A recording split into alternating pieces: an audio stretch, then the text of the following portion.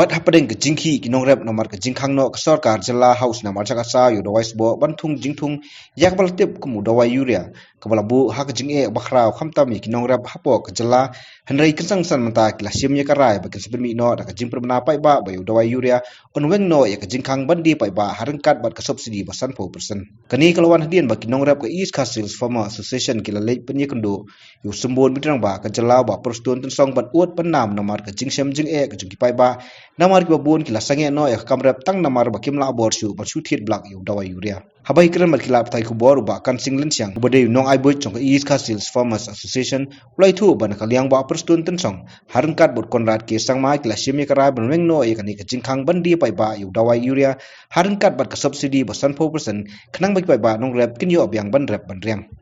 kaba nisutana tulong hagaji kran ba di chief minister bangilong ba kadawai menta ngikwa banyo ya subsidi naman unong rep unom la ban siu ya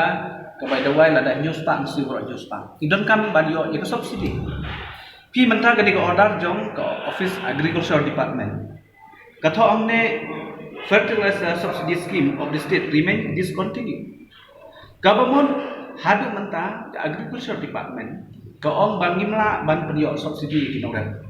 Reda kamsim juga jisukhya ngangal abanjur ye deputy chief minister bat menne mestem kila syong ye gajing lang terki bat chief minister swab ilik shakorogins bangola kumno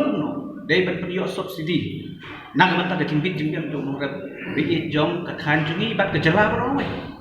rei basu tenat kalong bai ledet menjur kat UCM ban pelong subsidi no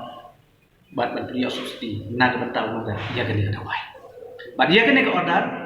on penmi no hagani to yo wan nagalian chimistar bat lengba kam ge kofet ba punya de kene kam tigade ke besutan ta unong rep unyo no ye subsidi lengba gaji tres tom jong kini kena rep kagadi ke mutasi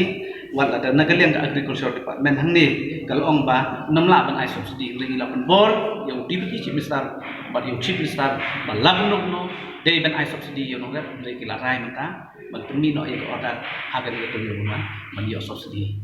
dengan so banong magani kecing kedu jungi kalong ke bajop bat ke basiswa bat ne kentu yi kinong nong rep jong ke jela ke jungi ki ba imsi ban rep berang kin ai ke jitrelang bat ke de keseng farmer is kesihil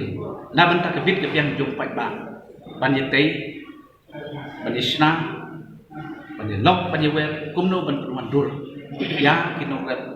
kiba bon telisnem 4 don balwan ra